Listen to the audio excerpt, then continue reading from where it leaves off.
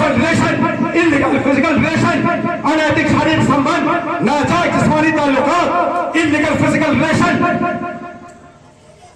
Illegitimate child, unauthorised child, आम जुबान में उसको हरामी औलाद हर औलाद जानते हैं। वो हरामी औलाद है हर वो शख्स, चाहे उसका नाम यतीम मन्नत हो, नाम दिलीप हो, डॉक्टर फतेह, डॉक्टर तारिक फतेह हो, वसीम रिजवी हो, सलमान रुश्दी हो और जितने लोग नुपुर शर्मा हो, तमाम के तमाम लोग जाए।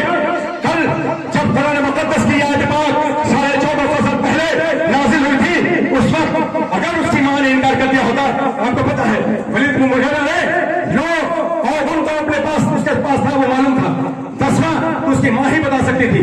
भागा दौड़ाया अपने मां के पास, बोला मां जो बात सही है, यह कुरान पाक की अल्लाह का जो कुरान है कि 10वां है कि हम नाजायज औरत है, बता क्या सच्चाई है।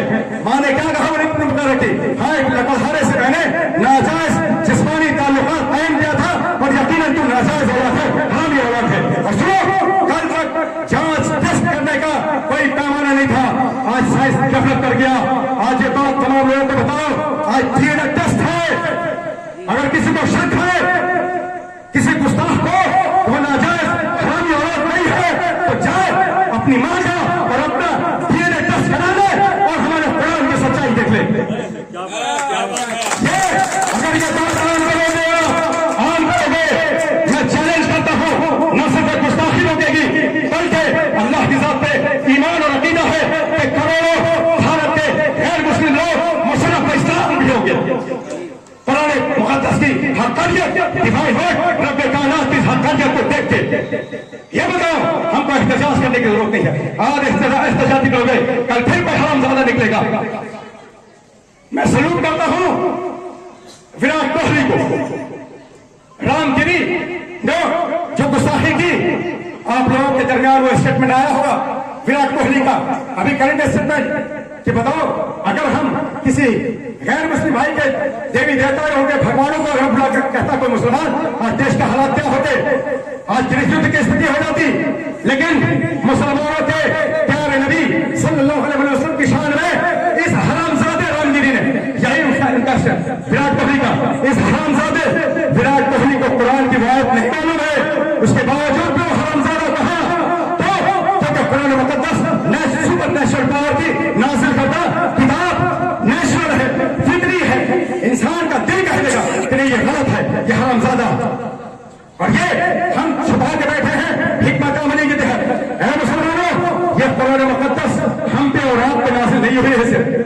ये कुरान मुकद्दस जो तुम छुपा के बैठे हो, हिकमत अमली का हिस्सा कहते हो, स्ट्रैटेजी कहते हो, मनसूबाबंदी कहते हो, इसके तहत हम ये बात नहीं जाहिर कर रहे।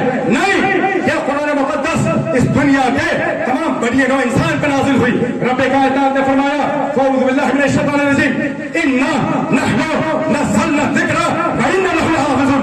It's I for the Quran for the whole of mankind, not only for Muslims and I certainly preserve it. ये मैं हूं, रब फरमाता है, जिसने कुरान मुकद्दस को तमाम बड़े नो इंसान के लिए, तमाम बनी आदम के लिए, संपूर्ण मानव जाति के लिए नाजिल किया, न सिर्फ मुसलमानों के लिए, न सिर्फ मुसलमानों के लिए, तमाम इंसानों के लिए। और मैं ही हूं जिस कुरान मुकद्दस की हिफाजत करूंगा, इसकी रक्षा करूंगा। आप कहां डरते हो, कहां घबराते हो? जो नहीं बताते अपने हमवतन भाइयों को, गैर मुस्लिम भाइयों को कि हमारे आका हमारे लिए क्या है। मैं आप लोगों से यही अर्ज करना है, एक बार फिर आप नौजवानों से सोशल मीडिया हैंडल करते, आज आप संकल्प लेकर कसम खा के उठे कि इस पैगाम को, ये सूरे कलम की 13वीं आयत पाक है, उसको कोट करके पूरे भारतवासियों को पहुंचाए। इंशाअल्लाह ये रुक जाएगा। और जहां तक मधुपुर विधानसभा की बात है, आपने यहां भी भाजपा को हराने के लिए पिछली बार जनाब हाजी हुसैन अंसारी साहब मरहूम, अल्लाह उनकी मग़फ़िरत फरमाए, आपने उनको वोट दिया, बीजेपी को हराने के लिए दिया था ना, हराने के लिए दिया। लेकिन उन्हीं के पीरियड में 2.5 साल की हुकूमत एनडीए के साथ, बीजेपी के साथ कोलैबोरेशन करके एलायंस करके चलाई या नहीं चली? आज भी अगर हेमंत सोरेन भाजपा के साथ चले जाए तो आपके मौजूदा विधायक वो जाएंगे या इस्तीफा देंगे? आज इसी सरजमीन पे रियासुद्दीन अंसारी, जिसका पुलिस डिपार्टमेंट है वो दौड़ निकाल चुका था, नौकरी उसकी यकीनी थी, आज उसको शहीद कर दिया गया। आज तक गिरफ्तारी नहीं है, गिरफ्तारी भी हुई तो अभी तक कोई सामने वाजे इंक्वायरी करके सामने कहा कि क्यों मारा हमारे नौजवान साथी, और उसमें सरकार की तरफ से मुआवजे का प्रावधान है, 1 रुपया मुआवजा अभी तक नहीं मिला, कोई मुआवजा नहीं मिला। इस प्रदेश में लिंचिंग हुई 66 से ज्यादा, भाजपा के टाइम में 13 लिंचिंग हुई।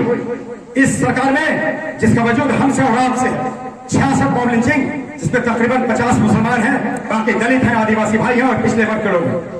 कहां है? कब तक आप अपनी 4 नस्लों को दफन कर दिया और आपको एहसास नहीं है?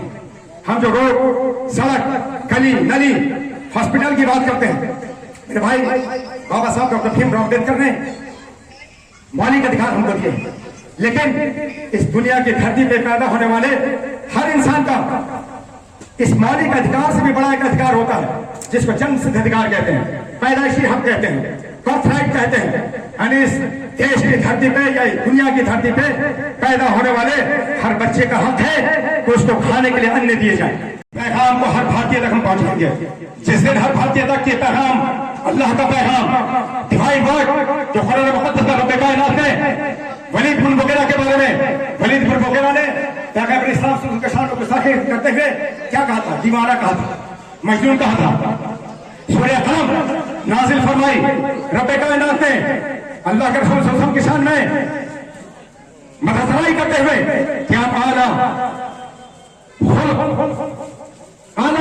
फायज है, आप बेहतरीन है, आप दीवाने नहीं है। और यह जो तुमको दीवाना कहता है, ये इसके 10 आयतों को जाहिर कर दिया, 10 आयतों को जाहिर कर दिया। पहला है कि ज्यादा कस्में खाने वाला है, दूसरा है कि जलील है, निहायत ही जलील है, उच्छत है, बखील है, शरारत से भरा हुआ इशारा करता है, निहायत ही बदकिरदार है, चरित्रहीन है, कैरेक्टरलेस है। और दसवां जो बताया उसका अवगुण कि ये अपनी मां की नाजायज औलाद है। 13वीं आयत बात है, फ़अऊज़ु बिल्लाहि मिनश शैतानिर रजीम,